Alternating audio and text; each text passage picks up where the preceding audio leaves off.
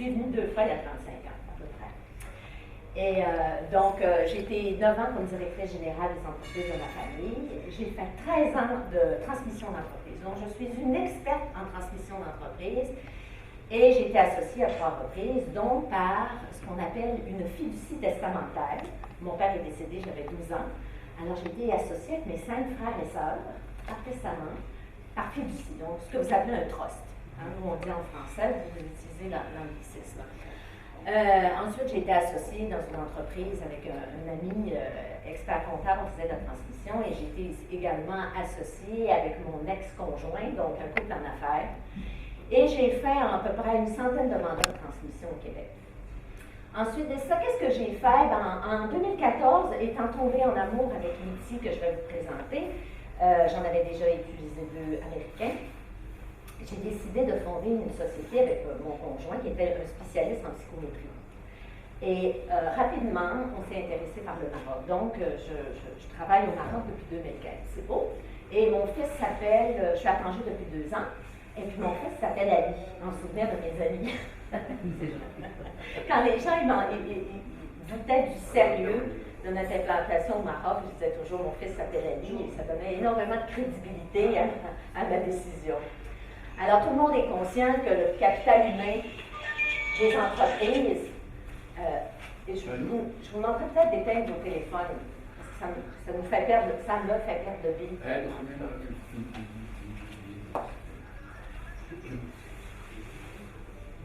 Quand j'étais en pratique en conseil d'associés, quand un associé recevait un appel, j'ai oublié de vous dire de fermer vos téléphones en passant, je leur disais toujours, prends ton temps, je suis payée à l'heure. Alors, tout le monde est conscient que le capital humain, c'est l'actif le plus important dans les entreprises. On est d'accord? D'accord. Bon, alors, on est tous d'accord aussi qu'un employé heureux fait un client heureux. Bon. Ceci étant dit, c'est pas parce qu'on est un très bon directeur, un bon vendeur, qu'on est un bon directeur des ventes. Ça ne demande pas les mêmes aptitudes, les mêmes compétences. Gérer une activité, parce qu'on gère une activité, on gère une spécialité, et gérer des humains, c'est totalement, ça ne demande pas les mêmes compétences. Parfait. Et c'est pour ça que souvent les gens, qu'est-ce qu'ils font? Ils font des erreurs de repositionnement, de promotion dans les entreprises, régulièrement. Et ça affecte directement la performance. C'est pas la performance, c'est l'ensemble des facteurs que vous voyez au tableau. Donc, ici, ce que je trouve au Maroc, c'est vous avez recopié le modèle français. Donc, le côté académique est très important. Tandis qu'au Canada, on est beaucoup sur la compétence et l'expérience. On a un système de valeurs qui est très différent par rapport à la performance et aux promotions. Alors, oui, on peut vérifier l'ensemble de la sphère qu'il y a là, on peut le vérifier dans un CV. Ça nous donne énormément d'informations. Par contre, comme je remarque souvent au Maroc, les gens ne vérifient pas si les gens, dans leur expérience, ils étaient bons. Ils ont performé. On prend pour acquis parce que là, ils ont l'expérience, ils étaient bons. Mais c'est totalement fou. Alors, j'amène toujours les gens à dire, allez vérifier, appelez l'employeur précédent, ce qui est très, très peu fait ici. Alors, la performance, c'est 30% de la performance, c'est la personnalité. On a une Québécoise derrière. Vous en avez 2 au congrès, 3 au congrès. On a une délégation. Donc, vous avez l'ensemble de ces facteurs-là. Qu'est-ce qu'on va mesurer aujourd'hui? On va mesurer la personnalité, puis on va mesurer également les compétences issues de la personnalité. C'est bon? Gallup a fait une étude il y a plusieurs années, et Gallup, c'est l'Institut de recherche américain. Okay? Ils ont un outil qui s'appelle Standout. Ils ont développé un outil. En réalité, c'est qu'ils ont acheté quelqu'un qui avait un outil psychométrique et ils ont recensé que 8 personnes sur 10 jouaient le mauvais rôle. Dans la salle, il se pourrait que nous en ayons quelques-uns. Qu'on n'est pas pleinement épanoui. Puis le matin, on ne se dit pas « Waouh, je m'en vais travailler ». Moi, je me disais « Waouh, moi j'aime ça faire des shows ». Parler, c'est pas un souci, je suis une extravertie de haut niveau, moi. Et je trouve des réponses en parlant. Excusez. Alors, vous le confirmer. Elle aussi. Donc, nous, quand on discute avec quelqu'un, souvent, j'avise les gens, tu n'es qu'une caisse de résonance pour moi. Ça me permet de trouver. Alors, un introverti a besoin de réfléchir, un extraverti a besoin de parler pour trouver des solutions. Ça l'aide d'avoir un miroir. Alors, imaginez-vous que les gens, on le voit souvent, on le voit partout, c'est pas uniquement le phénomène au Maroc, là. Des gens qui ont des promotions et ils pensent qu'ils sont bons. Et ils pensent qu'ils sont bons, puis ils pensent que les gens vont les suivre. Les gens ici, comme ailleurs, vont avoir des gestionnaires qui sont complètement incompétents et qui sont très démotivants. Pourquoi? Parce que 8%, les gens acceptent une promotion, puis en réalité, parce que l'ascension sociale dans une entreprise ou dans la vie, c'est de monter les échelles. Alors, tu peux aimer être un vendeur, être en relation avec ton client, et soudainement, tu n'es plus en relation avec ton client quand tu es directeur des ventes. Tu es en relation avec tes vendeurs. Donc, ton travail, c'est de faire gagner les autres. Avant, c'est toi qui gagnais, maintenant, c'est les autres. Et ensuite, un vendeur, par définition, ça aime gagner. Hein? Ça aime gagner soit. Ça aime le challenge d'influencer. Hein? Alors, le mindsetting est complètement différent. Donc, les gens, parce qu'ils vont avoir une augmentation salariale aussi, économiquement parlant, une promotion, c'est payant. Et puis, souvent à la maison, le conjoint va dire, ben, c'est normal, ça fait 5 ans que tu n'es en poste, c'est normal que c'est toi qui aies la promotion. Et souvent, la personne, là, elle ne voulait pas, là. Hein? Alors, 8 sur 10, c'est quand même beaucoup. Ça fait que dans la salle, on en a des heureux, peut-être 3-4. Et l'avantage, honnêtement, les crises de carrière prévisibles, je sors de ma présentation, ça, il me dit, là, il donne l'essentiel. Les crises de carrière prévisibles, c'est 25, 32, 45. Certains d'entre nous, hein, nous sommes dans les quêtes de sens. 50, 60. Et on ne se pose pas les mêmes questions. Prochain atelier, vous viendrez, on en parlera. Pour l'instant, on va garder le focus. C'est un rendez-vous avec la vie. Il faut faire le bilan d'une équipe. Alors, le gestionnaire, c'est sa responsabilité de dire, ça ne fonctionne pas. Qu'est-ce qu'on fait? C'est certain que si les gens ne veulent pas voir la vérité en face, ils ne font rien, ben, ça va juste empirer. Hein? Un bobo qu'on ne soigne pas, là, ça devient un cancer. C'est la même chose au niveau organisationnel. Donc, il faut avoir un rendez-vous avec la vie. Et ne rien faire, c'est une décision. Et c'est rarement la bonne. Ni en transmission d'entreprise, ni en développement organisationnel, ni en performance des équipes. Si une équipe n'est pas performante, l'entreprise ne sera pas performante. Hein? D'accord? C'est bonne celle-là, hein? Ben, excusez, là. Si on a un maillon, on a une équipe de 8 personnes, le nombre n'est pas important. Hein? Gérer une équipe plus que 8 personnes, c'est très difficile. C'est comme gérer des réunions. Des gens qui ont des conseils d'administration de 18 personnes, là, moi, je n'ai jamais voulu participer à ça. C'est l'enfer. C'est le capharnaüm. Animer une réunion plus que 8 personnes, c'est difficile. On n'utilise pas les mêmes procédés. Hein? Alors, si on a quelqu'un qui nous tire par en bas, il faut le savoir. Hein? Et il faut adresser la situation. Donc, chaque personne a une contribution à jouer dans une équipe. Okay? Moi, je m'intéresse au leadership parce que la relève, la transmission, c'est une question de leadership depuis très longtemps. Donc, pour développer un leadership, on appelle ça le dernier résultat, c'est le savoir agir. On veut que les gens aient le bon comportement avec les bonnes personnes au bon moment. On est d'accord? Parfait. Alors, on veut un résultat. Alors, ça part d'où, ça? Ça part de la connaissance, des savoirs. Moi, j'ai fait HEC Montréal il y a quelques années. C'est fou, il faudrait dire quelques décennies maintenant. Et quand je suis sortie de l'université, mes parents, là, m'ont offert ma mère, parce que mon père était décédé, mon frère, ils m'ont offert un emploi en pensant que j'étais la sauveuse. Et parce que je sortais d'HEC Montréal. Mais savez-vous, quand on sort de l'école, on est tous sortis de l'école, hein, on a peut-être 2 petits jeunes hein, qui sont fraîchement sortis. On ne sait rien. On ne sait rien. On n'est pas dans le savoir-faire. Et quand on fait un cursus universitaire, la seule chose qu'on sait, c'est qu'on est capable d'apprendre. Mais est-ce qu'on est capable de transférer nos apprentissages en savoir-faire? Pas certain. OK? Puis le savoir qu'on apprend est très général. Il n'est pas pointu. Et ils ne nous apprennent pas à devenir des gestionnaires. Ils nous apprennent à être des techniciens de quelque chose. Alors, voilà où le bas blesse. On accepte des promotions, sans se poser la question, ai-je besoin de formation? Les gestionnaires donnent des promotions sans penser, il faudrait absolument les former avant qu'ils soient gestionnaires. Mais non, ils attendent que les dégâts soient faits pour justement agir. Et là, on n'est pas proactif, on est réactif. Alors, maintenant, un leader qui n'a pas de savoir-être, excusez-moi, là, ça ne fait pas. Et ça se mesure, le savoir-être. C'est très facile, et le digital, ça sert à ça. Parce que le côté français, là, intuitif, parce que la psychométrie n'est pas très développée en France. Hein. Le développement organisationnel est beaucoup plus avancé au Québec qu'il est en France. D'ailleurs, on a deux grosses sources d'immigration actuellement, c'est les Marocains, qui sont venus chez nous, et les Français. Alors, les Français quittent. Ils ne quittent pas parce qu'ils vont avoir des meilleurs salaires. Non, ils quittent parce qu'ils vont avoir plus d'autorité et de pouvoir. Ils vont être plus vus et reconnus. Parce que le français, c'est « je te paye pour exécuter ». Nous, au Canada, on te paye suffisamment cher, on va tirer le maximum de toi. Qu'est-ce que tu peux faire de mieux dans ton... C'est toi le spécialiste de ton travail. Qu'est-ce que tu pourrais faire de mieux pour l'améliorer? Je ne te donnerai pas la solution. Hein? Je ne te donnerai pas le poisson pour manger, je vais te montrer à pêcher. Hein? On a le mindsetting, nous, on est des Américains qui parlent français. C'est très différent.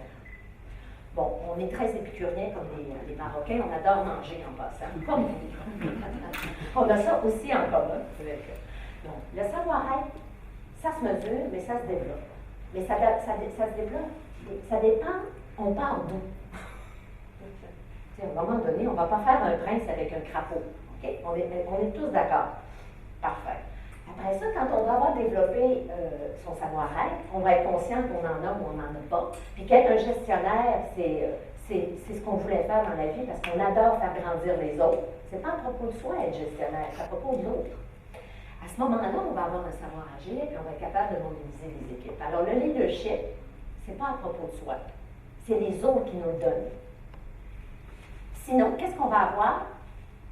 On va avoir un leadership de fonction. Ils me suivent parce que j'ai une carte d'affaires.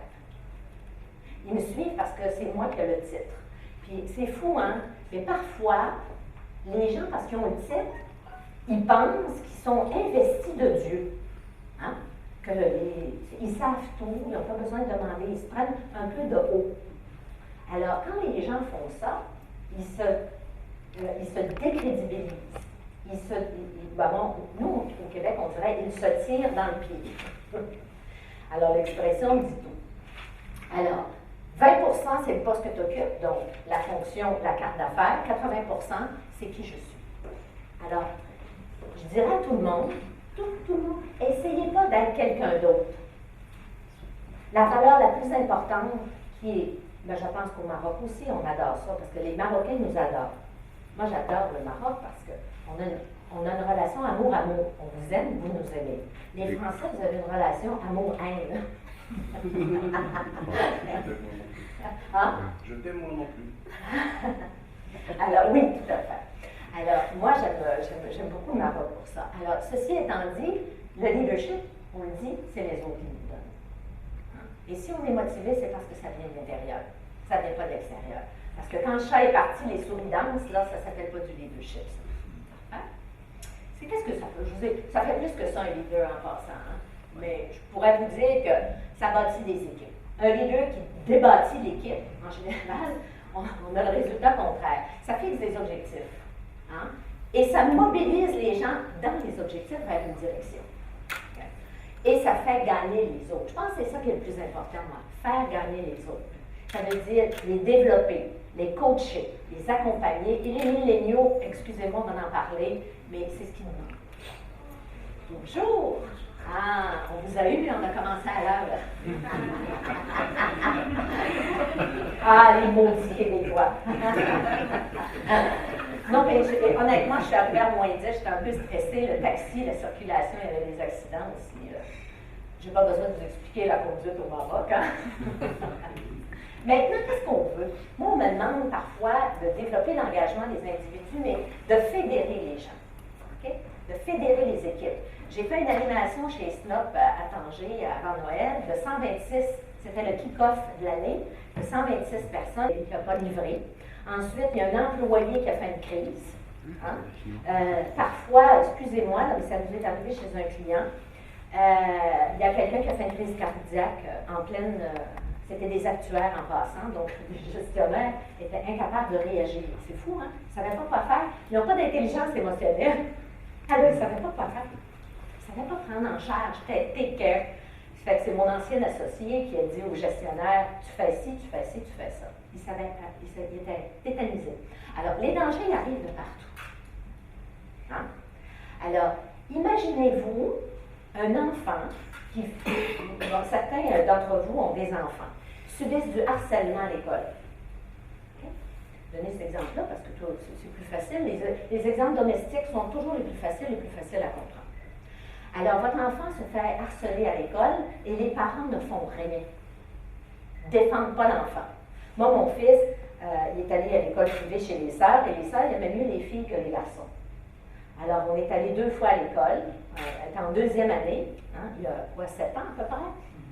On est allé le défendre à l'école, on a dit à la dame, la sœur en question, et mon mari avait quand même une faciès assez effrayant. Donc, je trouve que ça fait très bien quand pour faire peur dans certaines situations. Alors, ça a été réglé. On est allé 2 fois à l'école pour défendre notre enfant. Si vous voulez fédérer, engager, il faut absolument que les gens se sentent en sécurité. S'il n'y a pas de sécurité, il n'y a pas de confiance, il n'y aura pas. Il n'y aura pas d'équipe performante. Il n'y aura pas d'engagement. Quand on ne peut pas compter sur l'autre, là, moi je dis toujours, quand on est en couple et chaque soir on fait les poches de son mari, là, puis on regarde dans son cellulaire, c'est probablement qu'on n'a pas confiance, qu'on ne se sent pas en sécurité dans notre relation. C'est exactement la même chose dans les équipes. Si je travaille avec toi, puis je ne peux pas me fier parce que tu n'es pas à l'heure, hein? Tu n'es pas à l'heure, tu dis des choses, mais tu ne fais rien. Alors on appelle ça, nous, hein, les bottines et les babines ne sont pas alignées. Ça s'appelle walk the talk en anglais. Eh bon, j'adore les expressions. Alors, il y a des prérequis. Maintenant, on va rentrer dans mon sujet de prédilection, à part la transmission d'entreprise, bien sûr, et manger, et parler de danger. La psychométrie, qu'est-ce que c'est? Je vais vous le dire vulgairement, là, parce que je trouve que ça fait comprendre. C'est la mathématique de la psychologie, la psychométrie. Donc, ça se mesure, parce que c'est scientifiquement validé. Okay? J'ai utilisé 3 outils, et l'outil que je vous présente, et mon 3e outil, j'ai utilisé 2 outils américains en transmission d'entreprise, et j'ai fait des miracles avec ça. Parce que sortir une relève familiale d'une entreprise et garder une très bonne relation, c'est-à-dire pour moi, le conflit n'était pas une option dans la famille. Parce que j'en ai tellement vécu dans la mienne que je voulais absolument pas que les gens vivent cette souffrance-là. Bon, et Jacinthe pourra en témoigner, parce qu'elle a été, à l'époque, il y a 20 ans, hein, plus de 20 ans. Plus de 20 ans. Plus de 20 ans, ma première directrice de compte à la Banque nationale. En 92. Et Jacinthe, elle aussi vient d'une entreprise familiale, et donc on avait une connexion spéciale, et s'est rendue jusqu'à la vice-présidente de la Banque nationale au Québec. Donc, on a la chance de l'avoir comme panéliste à 10 heures, qui va parler du réseau M, okay? Mentorat. L'expertise vient du Québec, a été rachetée par les Français, mais ils ont acheté du Québec. Parfait. Qui nous sommes? MGO, c'est la société mère. On appelle ça un éditeur. Hein? C'est eux qui ont édité, c'est des Québécois, dont mon ancien conjoint a participé à l'édition de ça. Ils ont été mis en 2010. Je vous le dis parce qu'il y a beaucoup, statistiquement, il y a beaucoup d'outils, comme le MBTI, c'est un des premiers outils, le Myers-Briggs. Les gens qui ont été étudiés, s'ils n'ont pas revu leurs études, ils sont morts. Ils sont plus sur la population observée ne l'était pas. Donc ça, c'est en 2010, une base de données qui est aussi francophone, anglophone. Donc, qu'est-ce qu'on fait? C'est qu'on utilise, on fait de la formation en management, puis c'est des outils psychométriques pour aider à la gestion du capital humain. Alors, on a une présence au Canada, on est des Canadiens, aux États-Unis, très développés aux États-Unis, en Afrique et en France. L'Afrique, c'est moi. OK? Alors, j'ai une distribution exclusive pour le Maghreb. Donc, je suis une profileuse spécialisée, donc j'ai quand même utilisé 2 autres outils. Alors, il y a 250 organisations clientes. Vous connaissez tous Africa? Oui. Africa Oui. ont la plateforme, j'ai des analystes chez Africa. Il y a 70 consultants donc, qui utilisent, donc des gens qui font de la consultation. Il y a des gens aussi qui forment des analystes en entreprise. Et il y a 2000 à peu près analystes certifiés au monde de cet outil-là depuis 2010. C'est bon? Alors, qu'est-ce que c'est l'expérience? C'est une expérience, c'est une photo dans le temps. Hein? C'est pas la vérité capitaliste, là. Hein? Vous êtes plus que 7 besoins motivationnels. C'est un questionnaire de 15 minutes. Ça prend à peu près 15 à 20 minutes à passer. N'oubliez pas, nous, on est très efficaces. On a vu ça quand ça marche tout seul. 4 rapports. Donc, on a la personnalité, la communication. Les typologies, c'est de la communication. Les talents. Ça décline les compétences. Et satellite, c'est pour du grand volume qui a été développé pour la vie en rose. Vous aviez la succursale vie en rose, c'est canadien la vie en rose. C'est pour faire du recrutement de masse. OK? Et on n'a pas besoin d'être analyste pour ça, mais il faut avoir quand même l'autorisation d'utiliser la plateforme. 2 bases de données, 2 études en parallèle, français et anglais. Ce n'est pas une traduction. Et depuis 2 semaines, nous avons un questionnaire en arabe sur la plateforme qui a été développé pour Africa. C'est bon? C'est pas moi qui l'ai révisé en passant. OK? Alors, des petites définitions, c'est quoi la personnalité? Hein? C'est un ensemble de comportements et d'attitudes qui nous caractérisent un individu. Okay? C'est beau? Les traits de personnalité, c'est la tendance. Hein? On appelait ça, c'est dans sa nature. Tu comprends? C'est la tendance, c'est la disposition que ça se reproduise, ce même comportement-là, dans des situations à peu près similaires. C'est beau? Les traits. Ça vient d'où la personnalité? Pour ceux qui ont plus qu'un enfant, là, vous en avez eu 2 ou plus, quand ils sont nés, là, ils n'étaient pas pareils. Hein? Il y en a qui pleuraient tout le temps, puis il y en a qui riaient tout le temps, entre autres. Alors, 70 on l'a déjà à la naissance, notre personnalité. Et ça fait partie de 30 du bonheur au travail. Je pense qu'on devrait vraiment le mesurer. Si ça fait partie du bonheur, ça fait partie de la performance. Un employé heureux, ça fait un employé performant. Un employé malheureux, qu'est-ce que ça fait? Du présentéisme. Ça rentre au travail, quand ça rentre, bien sûr, et ça joue sur le téléphone, ça prend des pauses café, pas de 15 minutes, mais 3 quarts d'heure, 1 heure, et c'est important, mais on est plus que ça. On est des oignons. Moi, je donne ça, mais malgré que, bon, ça ne sent pas nécessairement bon, mais on est multicouche. On est plus que la personnalité. On est conditionné par notre héritage, par d'autres, les formations qu'on a suivies, les expériences, les personnes significatives, la santé qu'on a. Il y a des gens qui sont déjà prédisposés. Ils ont une prédisposition à la maladie quand ils sont jeunes. Les gens qui ont travaillé beaucoup sur soi, la connaissance de soi, ça nous fait... Bon, ça veut dire que moi, ma personnalité, c'est comme une boîte, OK? Une boîte que j'ai sur la tête. Alors, plus je travaille sur moi, plus je me connais, plus je prends de l'expérience, je fais des trous dans ma boîte. Je suis capable de voir que mon comportement, il y a un impact sur les autres. Okay?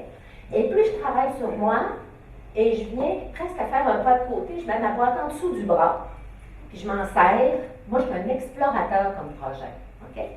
Quand j'étais la relève, là, je vais vous le dire, je ne vous le dirai pas, je faisais pleurer mon frère, qui était plus vieux. Moi, je suis la 6e de 6 enfants.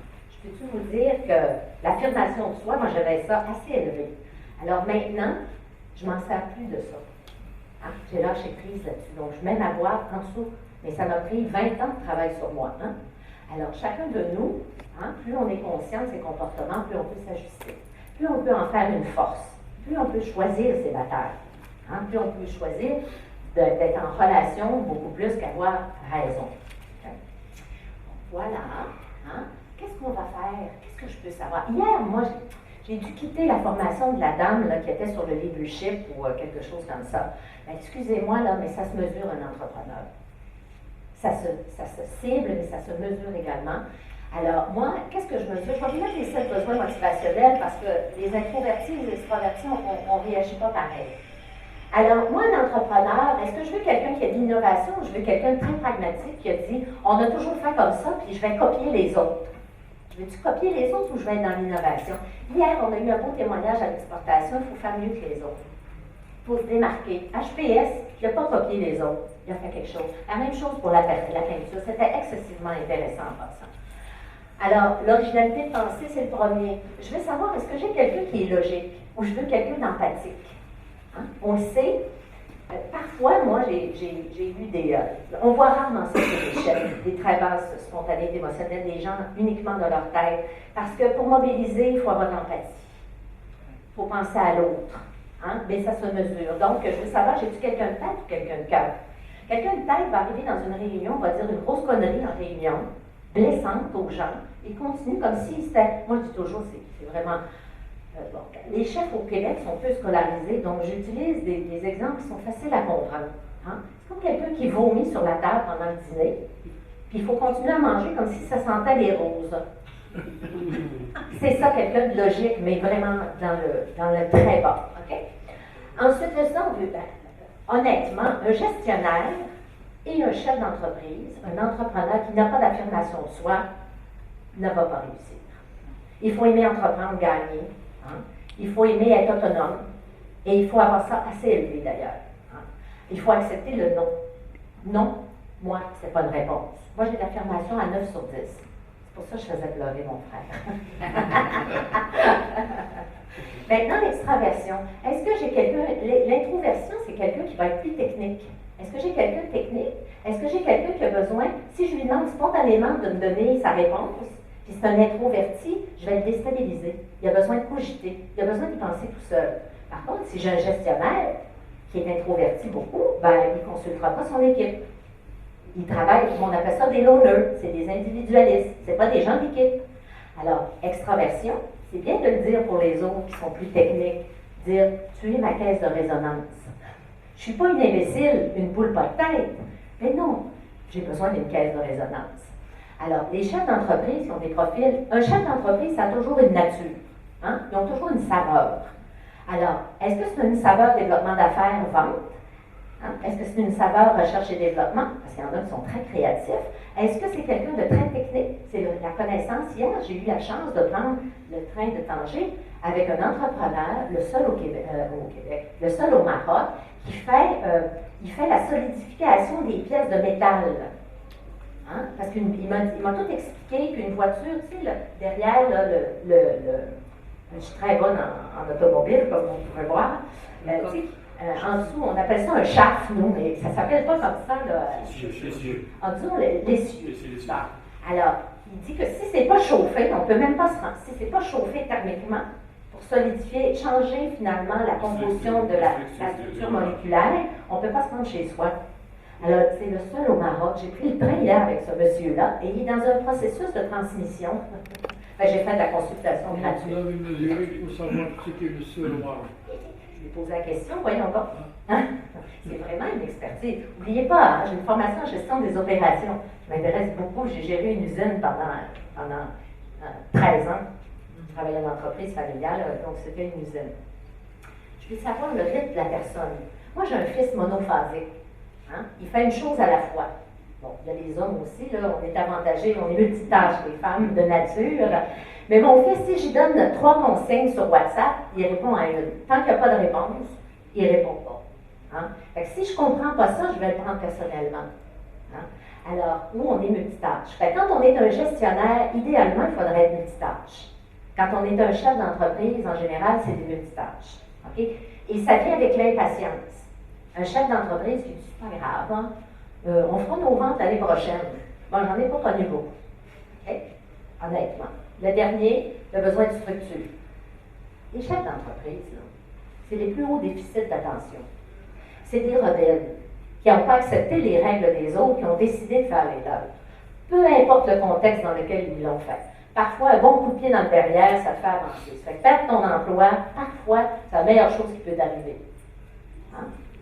Divorcer, excusez pour les divorcés, ou les non-divorcés, je crois au mariage en passant, mais parfois, on se découvre dans un divorce. C'est la meilleure chose qui peut nous arriver. Le premier mariage, ça peut être un essai, qu'est-ce que tu veux, on s'est trompé. Hein? On peut, comme en relève, en transmission, j'ai toujours, quel âge as-tu? Je demande au chef, c'est des cycles de 3 ans. Fait. Si tu as 55 ans, tu peux te tromper 3-4 fois. Si tu as 65 ans, tu ne peux pas te tromper. Fait que voilà, et la proactivité. Le dernier, c'est l'adaptabilité, la capacité. J'ai-tu quelqu'un de rigide? Quelqu'un qui peut se sortir, qui peut mettre sa boîte en dessous de la tête, du bras et s'en servir quand c'est pertinent, ou j'ai quelqu'un qui est vraiment très authentique. Mais authentique quand tu es rigide, là, c'est ton winner. On est d'accord, hein? Authentique, quand tu es rigide, bas dans on appelle ça l'adaptabilité, mais bas dans l'échelle, quand tu es très bas et tu es quelqu'un qui est très spontané, émotionnellement, ça veut dire que tu vas péter un câble au moins 1 fois par semaine. Comme gestionnaire, c'est pas winner non plus. Bon? Alors, 7 besoins motivationnels. On commence. Je commence mon intervention. Une intervention comme la mienne, ça prend à peu près une semaine, disons 7 jours. Et je débute par l'envoi des questionnaires. Et mon enjeu le plus difficile, c'est que les gens répondent. C'est de faire les suivis. Ça, j'ai ça. Moi, je ne suis pas une tâcheronne. Moi, je suis pas une fille je suis une fille de concept, je ne suis pas une fille de suivi, de détail. Hein, ça se mesure dans le S que vous voyez, le besoin de structure et de conformité. Moi, je suis sur la liberté. Un chef d'entreprise, c'est souvent sur la liberté. Il n'aime pas se faire dire quoi faire, comment le faire. Il aime dire, c'est quoi les objectifs, puis je vais gérer le comment ça va se passer. C'est bon? Alors, j'envoie les questionnaires et je fais, une fois que c'est envoyé avec les gestionnaires, le gestionnaire, le donneur d'ordre, j'établis une cible. Moi, j'ai toujours ce que tu cherches, te cherches. Si tu ne sais pas ce que tu cherches, tu vas trouver n'importe quoi. Alors, on crée la cible. Je veux un directeur général. Hein? J'ai des chefs d'entreprise qui voulaient travailler moins, s'engager un directeur général. C'est la même chose pour tous les postes en passant. Peu importe dans le totem, c'est toujours la même chose. On cible la personnalité, c'est-à-dire sur les 7 besoins motivationnels, qu'est-ce que j'ai besoin pour accomplir comme personnalité. Si j'ai un vendeur introverti, moi j'ai eu un client qui avait 6 ou 7 boulangeries. Quand j'allais acheter, parce que une femme, on fait toujours nos courses en travaillant, nous, fait que j'allais chez mon client, puis quand j'allais, j'achetais 3-4 pains, du fromage, des choses, et là, quand j'arrivais en face de mon client, j'ai dit, tu sais, cet employé-là, non. L'autre fois, je te l'ai dit, hein. Pas d'introverti au service à la clientèle. J'ai dit, moi, j'ai attendu 5 minutes qu'elle finisse de placer ses gâteaux dans son étalage. Tu sais? Fait que l'introverti dans le service à la clientèle, il va aller se cacher. Quand il est fatigué, il va se cacher. C'est pour ça que vous n'avez pas de service à la clientèle, entre autres au Maroc. C'est pas juste la formation. C'est des introvertis. Ils n'aiment pas les gens. Il faut aimer les gens pour être au service à la clientèle. Il faut aimer être en relation avec l'autre. Okay? À moins de vendre des ordinateurs. Là, je vais vous dire une chose. Je vais prendre des questions à la fin. Parce qu'une fois que je suis partie dans mon... Le train est parti, là, j'ai... Comme le Titanic, j'ai de la difficulté et ça, sinon, on ne finira pas à l'heure non plus, là, en passant. Alors, je définis la personnalité. Vous voyez, c'est un graphique. Donc, par habitude, je peux envoyer un questionnaire au gestionnaire, mais souvent, je fais de la clairvoyance, je le fais en méthode rapide, je le définis moi-même. C'est après 20 ans, on commence à savoir qu'est-ce que ça fait un directeur financier, un directeur des ventes, ou peu importe, un vendeur. Et ensuite, je lui mets des compétences, parce qu'au Québec, on gère par compétences. Hein? On ne gère pas académique, je vous l'ai dit, on veut des gens qui sont compétents. Alors, la plateforme a 46 compétences, j'en choisis selon le niveau hiérarchique de 8 à 12. Et ça me permet aussi d'avoir 6 sphères de compétences, c'est-à-dire, en plus, le rapport qui va être exécuté va me permettre de voir si j'ai un profil, c'est des 6 sphères de compétences où il y a, dans la sphère, il va y avoir entre 12 et 16 compétences par sphère. La sphère management, la sphère opérationnelle. Ça, la sphère opérationnelle, c'est pour gérer tous les directeurs d'usine, les cadres intermédiaires. Okay? Si j'ai un vendeur, je vais vouloir avoir un profil social et un profil vendeur. Après ça, si j'ai un gestionnaire, je voudrais peut-être avoir un profil management. Alors, ça va me donner des grandes idées, ces 6 sphères-là, mais je vais quand même avoir sélectionné mes compétences. Parfait? Donc, je me suis fait une cible. Ce que tu cherches, te cherche. Que je valide, bien sûr, avec le client, parce que, faut s'entendre. Des fois, je le valide avec même plus qu'une personne dans l'entreprise. Parce que si ma commande, c'est comme si tu vas chez McDo, et puis, vous appelez, nous, on n'appelle pas ça le joyeux festin, vous appelez ça des Happy Meal. Tu ouvres le sac, puis c'est pas ce qu'il y a. L'enfant est déçu en passant, hein? Parce que lui, il voulait avoir le jouet du Happy Meal. Parce que ça sert, hein? Alors, c'est comme les chocolats Kindle, le même principe. Alors, ma cible est validée, elle est faite. Ma deuxième étape, qui prend à peu près 1 heure. Si j'ai une équipe, c'est la taille de l'équipe qui est importante pour moi. J'ai du 4 personnes ou j'en ai 8. Bon, 8 associés, ça fait des grands groupes d'associés. Une équipe de direction à 8, souvent, on va avoir des cadres intermédiaires. Bon, là, j'ai marqué que ça prend à peu près 1 heure de faire ça, parce qu'en réalité, c'est pas moi qui le fais, c'est l'algorithme. Donc, je mets à gauche, vous voyez, c'est un vrai poste de directeur des ressources humaines à gauche. Hein? Je veux être capable qu'il soit relationnel, je veux quelqu'un qui va donner des nouvelles idées, mais je veux aussi quelqu'un qui est capable de dire non. Okay? Puis quelqu'un qui est capable de structurer. Alors, j'ai mis mon candidat, M. X, parce que la personne est une vraie personne et un ami personnel, donc je peux vous dire qu'il se comporte vraiment comme ça. Et là, vous voyez le 1 qui est là. Sur 5, il est à 1 sur 5. Ça veut dire qu'il est vraiment loin de la cible. Pour moi, qui est une spécialiste, sans voir l'individu, je ne l'ai même pas vu encore, je dis, on va ajouter les compétences. Vous voyez la personne, tout ce qui est en rouge là, la personne, le chiffre 1, confiance en soi, il est à rouge. Il est en déficit de compétences partout. J'ai un directeur des ressources humaines pour vrai, parce que je suis en performance d'équipe là, un directeur pour vrai qui score à 1, je dis, oups, j'ai un problème. Tout de suite, mon maillon faible, je l'ai identifié. Et je ne l'ai même pas vu. Il ne m'a pas parlé. OK? C'est beau. Maintenant, j'ai fait, si j'ai 4 personnes, disons, maintenant, mon client veut de la profondeur. C'est beau, hein? Moi, je suis une sorcière en passant. Les clients me disent, c'est une vraie sorcière. Et l'outil, c'est la boule de cristal. Mais parfois, on a besoin d'avoir un peu plus de viande après l'os. Ils vont me dire, ben, j'aimerais que tu rencontres les gens. Et je le suggère fortement parce que quand on gère la carrière des individus, on gère la performance, on gère la carrière. Qui aime avoir une démotion? Personne. Parce que tu sais, avec la démotion, parfois, il y a une diminution de salaire en passant. Hein? Et les gens quittent en général. Alors, moi, qu'est-ce que je fais? Vous voyez le graphique A, le haut par rapport au bas, la personne est miroir. Ça veut dire que la personne, c'est qui elle est en haut. On appelle ça un profil de surfeur en haut. Hein? La personne est comme ça, là. C'est un peu je m'en foutiste. Et moi, elle comprend que dans son emploi, le poste qu'elle occupe, il faut qu'elle soit rigide. Je vous explique là. Pas les détails, mais un peu dans l'esprit dans lequel elle est. Donc, le graphique du bas, c'est la perception qu'elle a de son travail. Alors, peut-être que le gestionnaire, il lui explique mal son travail aussi. Peut-être qu'il n'y a pas de profil de poste, comme ça arrive souvent. Peut-être qu'il n'y a pas de profil de compétence. Fait que la personne, elle ne sait pas ce qu'on s'attend d'elle. Or, en face à face, je vais valider énormément d'informations. Est-ce que c'est issu d'elle ou c'est l'organisation qui ne lui fournit pas ce dont elle a besoin? On est d'accord? Alors, moi, je vais aller valider ça, mais toujours en ayant à l'esprit ma cible. Hein? J'ai ma cible, moi. En entrevue, je ne commence pas à sortir la cible aux individus. Ce n'est pas ça l'objectif. Hein? Alors, qu'est-ce que je fais? Je lui explique ses forces, ses zones de danger, ses forces. Sur quoi devrait capitaliser avec mon outil talent, okay? Que j'ai de compétences. Donc là, je crée du lien avec la personne. C'est très important de créer du lien quand on fait de la consolidation d'équipe. Il n'y a rien de pire que détester le professionnel qui t'anime. Ça veut dire que les gens sont totalement fermés. Donc, une entrevue one-on-one pendant 2 heures, c'est un ami pour la vie, là. Hein? Pour une fois que quelqu'un travaille sur le savoir-être, parce qu'on travaille sur le technique, hein? Mes ressources sont le plus importantes, mes employés, c'est mon actif le plus. Combien de fois j'ai entendu ça? On donne des cours techniques, mais rien sur le savoir-être. Alors, on a tous des gestionnaires handicapés au niveau pour gérer les humains. On est bon pour gérer la technique, les opérations, l'activité, mais pas pour gérer le monde qui font l'activité. Hein? Parce qu'on oublie. C'est tellement... Ils devraient le savoir. Ben oui. Hein? Alors, ensuite, je lui explique, je compare pourquoi elle ne performe pas, pourquoi. Je lui explique le pourquoi. Les gens sont intelligents, là. Les Québécois, on n'est pas plus intelligents que les Marocains, là.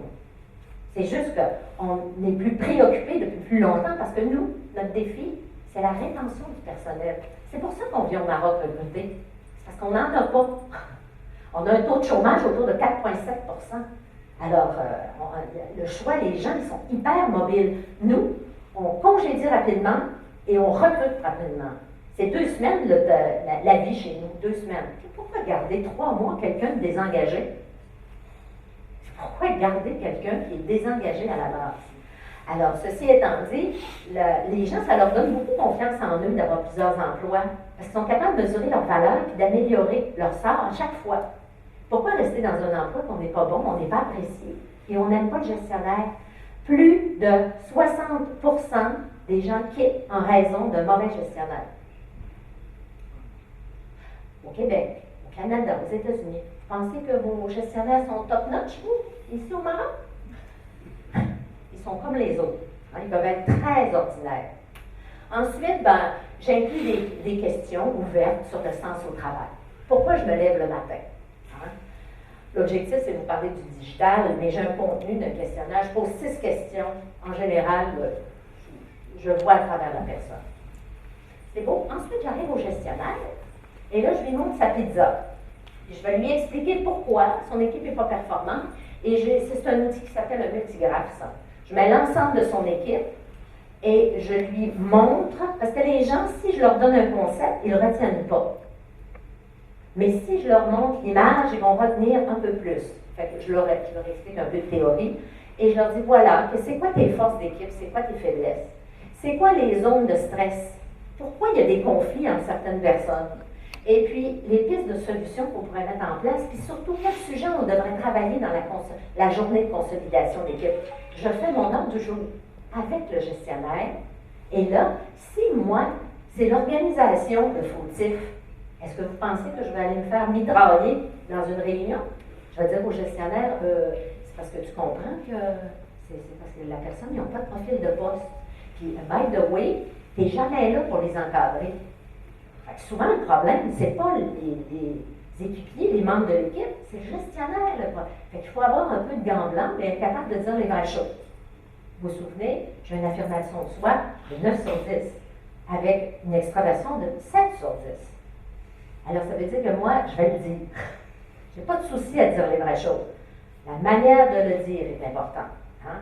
Bon, à 27 ans, je disais ça un peu plus brusquement. À 55 ans, je suis un petit peu plus diplomate. Alors, une fois que j'ai fait ça, hein, je veux une équipe motivée, je veux une équipe performante. La motivation, qu'est-ce qu'on a dit? Ça vient de l'intérieur. Ça veut dire motif d'action. C'est quoi mon motif d'action? Et le motif d'action, il est lié énormément avec la personnalité. Hein? Je fais les choses pour moi. OK? Je fais les choses pour moi. Fait que si je ne te réponds pas parce que je suis un introverti, c'est parce que c'est mon besoin, c'est un besoin de réflexion. Si je fais une étude de marché en haut de 100 dirhams, parce que les gens, là, les ingénieurs sont bons là-dedans, ils arrivent au magasin, hein, ils sont plus connaissants que le vendeur. Hein, puis là, ils challengent le vendeur, là, puis ils 10 minutes, ils aiment ça. En haut de 100 dirhams, ils font une étude de marché. Moi, pas du tout. Je ne lis pas les instructions. Moi, je ne suis pas dans la structure, le besoin de sécurité, parce que c'est un besoin de sécurité, s'informer comme ça, là. Moi, je suis dans le concept, je suis dans la liberté. Explique-moi pas comment le fil, j'ai eu un amoureux à un moment donné qui était un ingénieur électrique. Il m'expliquait comment l'énergie, n'oubliez pas le Québec, on est bon en hydroélectricité, donc il m'expliquait comment ça se rendait. Puis, non, j'ai dit, moi, je ne veux pas savoir comment la maison est filée, d'où ça vient, je veux juste ouvrir la switch. Tu sais, l'interrupteur, je veux juste ouvrir. C'est une fille de concept. Alors, c'est pas contre lui, lui a besoin de me donner des détails. Alors, mes clients, parce qu'ils faisaient de la restructuration pour moi à l'époque, mes clients me disaient, il nous étouffe de détails. Mais c'était pour lui, c'est son besoin de sécurité. C'est pas son besoin d'ingénieur, non, c'est un besoin de sécurité. Donc, les gens font les choses pour eux, pour se sécuriser, pour être libres, pour s'affirmer, pour la bonne entente. Parce qu'ils ont besoin, ils sont monophasiques, ils ont besoin de se déposer. Tu sais, les gens qui sont très posés, c'est des monophasiques, ça. Ils aiment ça qu'à ça décante. Hein? Ils ont besoin parfois d'une journée, mais des fois, ils ont besoin d'une semaine pour prendre une décision. C'est bon? Alors, on va utiliser un petit tableau. Hein? On change d'outil. On rentre en groupe. En groupe, on s'est préparé, on a ciblé avec le digital, et tout ça, ça s'est fait avec une matrice dans les secondes. Là. Moi, j'écris rien là. Hein? Tout est programmé d'avance, tout se fait avec l'algorithme. Et là, on va arriver ce qu'on appelle dans des typologies. MBTI, c'est une typologie. Okay? C'est-à-dire que c'est des outils qu'on ne peut pas recruter avec ça. Recruter, repositionner, parce que c'est des regroupements de profils de personnalité et c'est trop générique. MPO, personnalité, a passé, le cahier de charge était le cahier de charge des psychologues britanniques, donc le plus élevé. Ensuite, ils ont passé, nous au Canada, aux États-Unis, puis d'autres pays, on est un peu contraint par ce qu'on appelle la discrimination de la main-d'œuvre. Donc, on a passé les certifications canadiennes et américaines. Si c'est bon pour le Canada, aux États-Unis, c'est bon pour le Maroc, on s'entend. Et vous allez voir une différence culturelle. Chez nous, un CV, c'est interdit de mettre une photo, l'âge et le statut. Alors moi, quand je vois des photos, ça me fait toujours rire, parce que comme employeur, on n'a pas le droit d'exiger ça au Québec.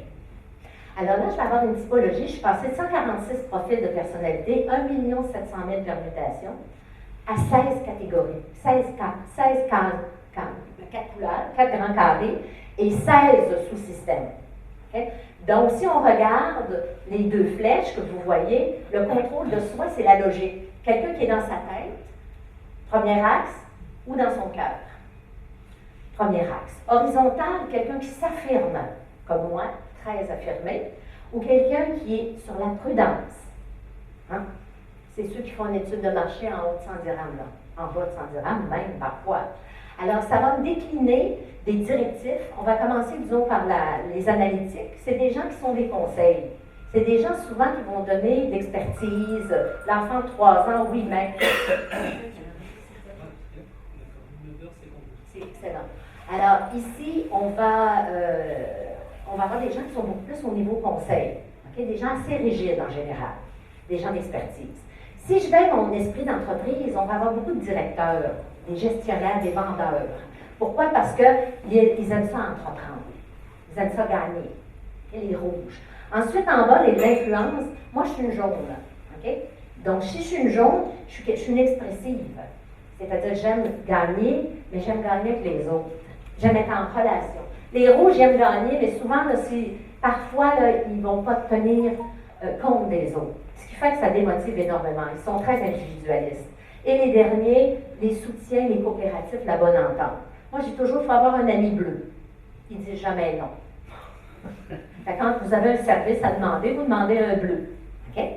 Et je vais vous donner un petit chose. Quand on est dans une équipe, parfois, on a de la difficulté à travailler parce que les contraires sont difficiles à s'ajuster. Alors, si moi, je ne suis pas consciente que je suis un rouge et mon adjointe est une bleue, je ne sais pas pourquoi je l'ai dit au féminin, mais disons que c'est une adjointe. Alors, et souvent, l'adjoint va avoir peur de son patron parce qu'il est trop brusque, parce qu'il arrive le matin, il ne s'informe jamais d'elle. Les bleus, ils ont besoin de savoir comment tu vas, les enfants, comment ça va. Si je veux une nouvelle directive, ils sont résistants au changement, mais j'ai besoin de leur expliquer pourquoi on fait les choses, comment ils vont être assistés et aidés. Ils ont besoin d'être pris en charge. Alors, si je ne connais pas la dynamique de l'autre, je vais essayer de le voir avec mes lunettes. Et c'est pas ça un gestionnaire. Un gestionnaire, ça doit développer les autres. Il faut qu'ils se connaissent, mais il faut qu'ils connaissent les autres également. Faire gagner les autres, il faut savoir sur quel bouton activer pour le faire avancer. C'est bon? Alors, je vais avoir les gens qui sont très axés en haut vers la tâche. Les gestionnaires d'activité, là, c'est en haut. Puis ici, je vais avoir des gestionnaires qui sont très orientés relations. Okay? Service à la clientèle, vendeur, take care, infirmière, c'est pas ce genre de personnes-là ou d'emploi. Et là, si je suis vers la gauche, je vais avoir des gens qui vont structurer les choses. Fait que si je dois restructurer un département, on va prendre une personne, mais une fois que le département est restructuré, je sais pas, moi j'ai travaillé avec un redresseur financier. Je peux vous dire qu'une fois qu'il a passé, là, c'est comme la chimiothérapie, ça, un redresseur financier. En général, tu ne le gardes pas dans l'entreprise, hein, parce qu'il va détruire l'entreprise après. Il va structurer. Moi, je dis, il y a des chefs d'entreprise, parfois, ils bâtissent une entreprise, puis quand ils n'ont plus rien à entreprendre, ils la débâtissent. Alors, parfois, il faut qu'ils s'en aillent, comme le redresseur financier. Et là, maintenant, je vais avoir ici, les profils vendeurs, c'est les profils de droite, parce qu'on veut des gens qui vont être dans l'indépendance et l'influence. Mais c'est des gens qu'il faut qu'ils chassent. Hein? Parce que dans la vente, on a des chasseurs et on a des cueilleurs. Okay? Alors maintenant, je vais avancer assez rapidement. Vous allez voir de façon illustrée qu'est-ce que ça peut avoir l'air. Hein? Bon, on est toujours contents, les jaunes. Hein? Fait que, tu sais, nous autres, le life is a party. Là. En haut, ben, ils sont hyper compétitifs. Nous autres, ils travaillent, ils boulotent, ils ne s'informent pas de leurs collègues. Alors, ici, les analytiques, ben, écoute, hein, sont dans le détail. Et ici les bleus, là, le succès passe par l'équipe. En haut, à droite, les rouges, le succès passe par eux. Donc, ils ne font pas gagner les autres, ils veulent gagner. Il faut travailler sur la connaissance de soi avec eux. C'est bon? Alors maintenant, je veux absolument que vous restiez avec quelque chose. Ça donne quoi d'aller dans un atelier si vous apprenez rien? Parce qu'on le sait, hein, on ne retient même pas 10%. Je ne me suis pas préparée pour que vous reteniez juste 10%. Alors, j'ai pensé vous allez essayer de vous identifier. Je vais mettre ça ne va pas prendre longtemps, là, vous savez tous lire. Hein? Bon, quand je rentre en consolidation d'équipe avec 8 personnes, l'objectif, c'est la connaissance de soi et des autres. Puis là, on parle. Hein? Puis je donne des exemples parce que j'ai passé 2 heures avec chaque personne. Fait que je peux donner des exemples et là, on rit. Hein? Il faut rire parce que des fois, il faut rire de soi. Hein? Puis comme dirait ma mère, le ridicule tue pas. Alors maintenant, on va identifier la nature d'équipe. Là, j'ai une équipe au Québec, là, ils sont tous des esprits d'entreprise des rouges. Wow! On peut dire que l'équipe, elle n'est pas très harmonisée ou elle n'est pas au niveau de la cohérence. Ils sont tous pareils. Alors, après ça, on va suggérer d'autres activités. À partir, il faut que les gens décident de ce qu'ils ont besoin. C'est quoi nos faiblesses? C'est quoi nos zones de développement? Puis qu'est-ce qu'on pourrait faire? Est-ce qu'on va suivre des ateliers communs de leadership? Est-ce qu'on va dire, nous, la gestion de conflits, c'est important. La gestion des carrières, c'est important. On va suivre des ateliers, on fait un programme de formation. Et souvent, ce n'est pas moi qui le donne en passant. Mais il faut qu'il y ait un commitment de l'équipe. C'est beau? Puis, je veux avoir un engagement. Hein? Pas d'engagement. Moi, là, oui, là, moi, ici au Maroc, quand les gens ils me disent, il n'y a pas de souci, là, je commence à stresser. Là. C'est là que je stresse. Hein? Parce que je sais très bien, Tanger, c'est autre chose. Hein? C'est une très belle ville, mais ils ne voient pas la vie de la même façon. Alors, vous l'avez ici, mais je pense que j'ai 50 copies. Mon tableau est séparé, chaque carré est séparé à, vous allez voir le haut, je ne le passe pas, vous n'allez pas m'écouter. Alors, dans le vert, vous avez 2 sections. Vous avez la section pour vous reconnaître. Regardez uniquement le haut de chaque section. Parce que, pour vous reconnaître, est-ce que je suis un vert, un analytique, un directif, un coopératif ou un expressif? Excusez, je regardais, j'ai une tache sur la première feuille. Et je ne le donnerai pas. Ensuite, une fois que vous vous êtes reconnu, quand vous allez arriver au bureau, ben, vous pouvez le faire avec votre conjoint, c'est top ça. Hein? Alors, vraiment, parce que dans tous les couples, le problème majeur, c'est la communication. Et là, vous avez l'outil pour communiquer avec votre femme ou votre mari quand vous allez arriver. Une fois que vous vous êtes identifié, ça va être plus facile, après ça, d'identifier les autres membres de votre conjointe à la maison. Puis si vous êtes un analytique, votre femme est une expressive, le carré d'en bas va vous dire comment vous ajustez aux expressifs. Comprenez? Première consigne, vous vous reconnaissez avec les 4 couleurs, mais avec la section du haut, qui s'appelle descriptif.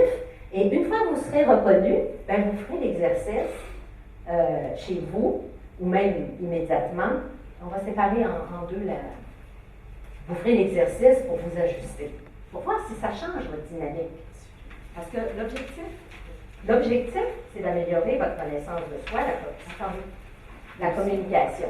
Donc, c'est un petit outil qu'on utilise parce que souvent, on arrive, je bâtis des outils pour que les gens puissent le faire de façon intuitive. Parce que c'est ça l'objectif. Hein? C'est de dire, en qui je m'adresse. Parce que le gestionnaire, ce n'est pas à propos de lui, c'est à propos de l'autre. Alors, c'est pour vous faciliter, pour identifier l'autre et comment vous ajustez votre communication. C'est beau? Alors, on est à combien de temps là? Parce que... 10 heures. Bon, excellent. Donc, je vous laisse l'exercice à faire. Vous êtes des grandes personnes, vous êtes capables de lire. Et je vous amènerai à... Parce que j'ai un fils aussi qui est en couple maintenant et puis qui est analyste. Et souvent, je lui dis, Sarah, tu le sais. Maintenant, c'est marqué comment tu dois lui parler. Arrêtez d'amener les gens dans votre monde. Quand vous les amenez dans leur monde, dans votre monde, vous n'obtenez pas de résultats. Alors, mes clients, je faisais de la relève de façon continue au Québec, ils me disaient toujours, mon Dieu, tu es manipulatrice. Parce qu'effectivement, quand on se met dans le monde de l'autre, on peut avoir... Et le jaune est un profil très séducteur. C'est pour ça qu'on aime ça, avoir des jaunes comme vendables. Parce que c'est l'influence. Hein? Bon, et on est manipulatrice si on a des mauvaises valeurs. Mais si on a des bonnes valeurs, on n'est absolument pas manipulatrice. On est simplement une influenceuse. Hein? On veut le meilleur pour l'autre. Alors, petit exercice à faire. Ensuite, on a fini notre journée. Donc, préparer une journée, ça demande une journée de préparation. Parce qu'on joue avec la vie des gens, il faut se sentir en sécurité, il faut être préparé. Je n'écris pas de rapport. L'avantage du digital, c'est que les rapports sont écrits par d'autres. Parce que vous le savez, les gens, les rapports, là, faites des diagnostics, personne ne les lit et met sur les tablettes. Pourquoi? Incapable de savoir comment l'appliquer une fois que le consultant est parti. Donc, on n'écrit pas de rapport. L'algorithme va personnaliser le rapport de chaque individu. Et le rapport de communication, ce qui est très intéressant, c'est que la recette pour s'ajuster à chacun des profils est définie dans votre résultat. Donc, c'est très intéressant. Bon, c'est beau. Maintenant, les gestionnaires, là. Qui est gestionnaire ici? Je vais la petite mec qui gère des gens. Simplement, gérer des gens. Bon, il y en a quelques-uns. Maintenant, qui sont nés après 1982? Après. Bon. Parlez pas de vos enfants, là. Vos petits-enfants, ben. Qui est né après 82? Bon, cette génération-là, on les appelle les milléniaux. Les milléniaux, c'est au Maroc. Hein? C'est la génération Y, là. Pardon? Génération Y, Z. Oui, mais on les englobe après 82 pour établir un concept qui s'appelle les milléniaux. Et aux États-Unis, ils ont fait une recherche ici, encore Gallup en 2016. 60% de cette jeunesse sur le marché du travail ne sont pas engagés, pas du tout. Parce qu'on ne répond pas à leurs besoins.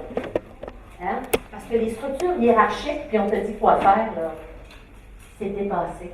Ça ne fonctionne pas avec eux. Hein? Ils ont parfois les mêmes valeurs, mais ils ne la déclinent pas pareil. Mon fils a 27 ans, il est né en 92, et mon fils, le respect, ça veut dire être consulté. On lui demande son opinion, on lui explique pourquoi. Nous, quand on remet nos parents, je suis la sixième de 6 enfants, on écoutait et on fermait notre gueule. Oui. C'était ça, respecter ses parents. Nous. Alors, la valeur est la même, mais la déclinaison n'est pas pareille.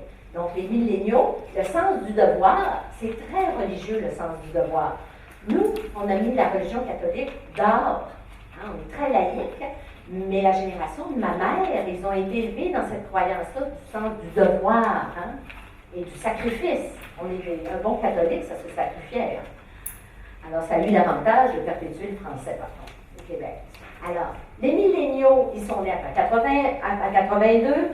Ici, les milléniaux au Maroc, il y en a 25%. La nouvelle, c'est beaucoup. Et l'étude datait de 2 ans, c'est de 14 ans à 25 ans qui s'en viennent sur le marché du travail actuellement. Il faut répondre à leurs besoins. Sinon, ils vont aller immigrer au Canada. Et c'est pour ça qu'ils s'en vont. Vous avez une fuite de savoir incroyable. Bon, mes amis marocains me disent, Nathalie, je ne vois pas pourquoi tu es au Maroc quand tu pourrais vivre au Québec. C'est pas pour les mêmes raisons. Hein. Ma carrière est derrière moi. Et moi, mes études, je les ai faites. Les gens, ils veulent un meilleur avenir pour leurs enfants, une meilleure carrière pour eux, mais aussi avoir des services pour les impôts qu'ils payent. Alors, l'école est gratuite hein, au Québec. Alors, ici, c'est très cher. Alors, ils ont besoin d'adhérer à une culture d'entreprise. Donc, adhérer à une culture, il faudrait qu'elle soit mesurée, identifiée en passant. Quelles sont les valeurs, les croyances dans l'entreprise? Est-ce que le client a toujours raison? Moi, j'ai toujours dit non. Moi, le client n'a pas toujours raison. Mais j'ai dit, est-ce que je veux être en relation? Ça, c'est autre chose. Hein? Donc, la raison d'être d'une entreprise, à quoi elle sert cette entreprise-là? Hein? Pourquoi je me lève le matin? Ils ont besoin de trouver du sens dans ce qu'ils font. Hein? Ensuite, ils veulent de la transparence. Ils veulent qu'on leur dise les vraies choses. Ils veulent de l'autonomie, peu de hiérarchie. Ils n'aiment pas ça, eux, se faire dire quoi faire. Ils ont eu 8 parents pour s'occuper d'eux. Hein? Nous, moi, on était 6 chez vous. Vous étiez combien, vous? 9. Votre mère n'a pas fait son travail? Non, il pensait que c'était Dans le boulot. Non, vos enfants. Dans votre famille, vous étiez combien? Combien? Vous étiez 3. Vous avez 2 frères et sœurs, c'est ça? OK. Mais en général, les familles sont beaucoup plus petites et les enfants ont maintenant, des fois, les gens qui sont divorcés, les enfants, ils ont Ils n'ont plus 2 grands-parents, 4 grands-parents, ils en ont 8. Fait que ça fait beaucoup d'attention pour les enfants. On est d'accord? Elles sont habituées de se faire dire que c'est la génération où on a donné, on appelle ça les trophées kids. On leur donne des trophées parce qu'ils participent, pas parce qu'ils gagnent. Fait qu'ils arrivent en milieu organisationnel, ben là, la reconnaissance, il faut que tu sois bon. Hein? Parce qu'ici, on n'en donne pas quand tu n'es pas bon, par exemple. Alors, ils veulent aussi être vus et reconnus, ils veulent de la reconnaissance, ils veulent des opportunités de carrière, ils veulent qu'on gère leur carrière. Et ils veulent de l'implication. Ils veulent être consultés, finalement. Fait que quand je décline ça, je suis une milléniale. Moi, je suis une milléniale. Je suis un entrepreneur, moi. Alors, il ne faut pas dire, il faut pas les mettre dans une boîte. Moi, je me reconnais très bien dans les valeurs des milléniaux. Très bien. Et je trouve qu'ils ont raison en passant. Okay? Quand on fait des études et on se fait faire des promesses au niveau du marché du travail, c'est comme en marketing, ça. Hein? On fait une promesse, mais on livre moins que la promesse qu'on a faite. Ça, c'est contre-marketing. C'est pour ça que les jeunes, ils s'amusent sur leur téléphone pendant qu'ils travaillent. OK? 25% au Maroc. Et la dernière, il faut changer de paradigme. Hein? C'est fini, là. Je te dis quoi faire. On sait comment pourrais-tu faire les choses. Qu'est-ce que tu pourrais améliorer? Maintenant, au niveau intergénérationnel, les seniors, on a tout à faire. Moi, je suis dans le transfert du savoir-faire. Mon expertise en transmission, savez-vous qu'au Maroc, il y a très peu d'expertise. Moi, je suis transférée à des gens qui veulent faire du service conseil. Il y en a tellement. Il y a tellement d'entreprises à transférer. Pensez-vous que je pourrais faire ça toute seule? Jamais de la vie. Donc, tout le transfert, les seniors peuvent transférer le savoir parce que quand ils prennent leur retraite et ils n'ont pas transféré, ça fait un flou gigantesque. Il y a une perte d'expertise. Et les juniors, ben, on a besoin de votre énergie. C'est le fun. Ils sont enthousiastes, ils ont des projets, ils sont vifs, ils sont intelligents, ils sont créatifs et ils sont surtout digitales dans un monde digital. Moi, là, j'étais incapable de synchroniser la chose, là, hein, le canon, on appelle ça un canon, le projecteur, avec l'ordinateur, et c'est rien, on m'avait dit une puce, j'apporte une puce, moi, il me faut un adaptateur à mon ordinateur. Il y a un monsieur qui assiste, là, il est où? C'est son ordinateur à lui. Vous voyez comment? Je suis une grand-mère technologique, moi. Pas parce que j'utilise du digital en psychométrie que je suis madame techno, hein? Alors, on a besoin de ces jeunes-là pour nous apporter des façons de faire, hein? Bon, après ça, en plus des milléniaux, il y a des codes culturels. Vous baignez dans des codes culturels. Là, j'en ai mis quelques-uns parce qu'on parle de performance. La performance, c'est aussi encadré dans un pays, dans une entreprise, dans une famille qui sait coder. Je vous ai marqué quelques codes entre le Québec et le Maroc. Nous, au Québec, on a le droit à l'erreur. Au Maroc, c'est mal vu. Nous, c'est une source d'apprentissage. Moi, j'ai toujours dit à des chefs d'entreprise, tu veux qu'elle coûte combien l'erreur? Parce que si tu empêches les gens de faire des erreurs, c'est mieux de faire des petites erreurs qui vont coûter, je ne sais pas moi, 500 € que 500 000 €. Tu comprends? Alors, les gens, c'est pour ça que beaucoup de gens ne prennent pas de décision. C'est mal vu, l'erreur. Vous demandez une réponse à quelqu'un, vous ne la donnez pas, parce qu'il ne veut pas se tromper. C'est pour ça que le pouvoir est si centralisé aussi. Alors, la ponctualité, j'ai fait par exprès pour commencer à l'heure. Parce que d'habitude, je tire un peu. Mais la ponctualité, la relation que vous avez au temps, elle n'est pas du tout la même qu'au Québec. C'est très mal vu, nous, être en retard. C'est très mal vu de prendre des appels pendant les réunions. Hier, je le savais que c'était le fils d'Orani de HPS, parce que l'administrateur québécois siège sur son... Et c'est la première personne qui nous a accueillis au Maroc, c'est M. Orani de HPS, a passé 3 heures avec nous, 2 Québécois fous, qui venaient s'installer au Maroc. Il a pris son téléphone, il a dit à sa secrétaire, je suis en réunion. C'est la première fois et la seule fois que j'ai vu ça au Maroc. Il a consacré toute sa présence à la réunion et il nous a servi lui-même le café. Alors j'ai dit, tu passeras un très beau bonjour à ton père. C'est mon plus beau souvenir, un coup de cœur. On appelle ça un coup de cœur. Alors, et ce n'est pas mes clients pour autant en passant, mais ça a été vraiment une très belle rencontre. Nous, on est sur la compétence quand on donne la promotion du recrutement. Vous êtes encore sur l'académie. Elle a fait des grandes écoles. On s'en fout. La seule chose, c'est que ça a coûté une fortune à nos parents. Je suis sortie d'HEC, je ne savais rien faire. Ça ne veut pas dire qu'on est capable d'appliquer. Hein? Alors, ça joue énormément sur la performance des équipes. Parce qu'une équipe qui n'a pas de savoir-être, excusez, t'as beau avoir fait HEC Paris, Centrale et tout, ça ne donne pas la capacité de savoir-être, de la compétence. Alors, le pouvoir est très centralisé ici. Moi, j'arrive dans les RH, ils ne décident rien. Excusez, là, mais tout passe par en haut. Alors, il y a un goulot d'étranglement au niveau des décisions. Le problème, il est toujours en haut. Moi, quand je faisais la transmission, là, il me déclinait pendant 2 heures ses problèmes. Je disais, bon, tu veux, je vais te dire que c'est quoi ton problème? Je vais faire un diagnostic, ça va coûter 0. Je dis, c'est toi. Quand tu es en haut du totem, tout ce qui va mal, c'est de ta faute. Et tout ce qui va bien, c'est grâce à ton équipe. C'est ça, le leadership. Fait que la personne a fait, oh, c'est vrai. Si tu fais rien, c'est une mauvaise décision, c'est toi qui l'as pris de ne rien faire. Tu ne l'as pas congédié, ton directeur des ventes. Il t'a, je ne sais pas, fait perdre 2 ans. Tu l'as posté à Londres, ça t'a coûté une fortune. Tu as perdu 2 ans. Tu avais 200 employés, tu es rendu à 100. Tu as perdu 5 ans de développement et de croissance. Parce que tu n'as pas eu le courage de le congédier, mais tu n'as pas eu la présence, la vision que ça se profilait une personnalité.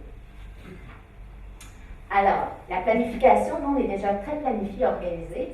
Ici, vous êtes le moment présent. Je trouve ça intéressant parce que je suis venue, moi, apprendre le moment présent et je suis vraiment dans un contexte culturel qui me permet. Parce que même si je pousse, à part être frustrée, il n'y a rien qui avance pareil.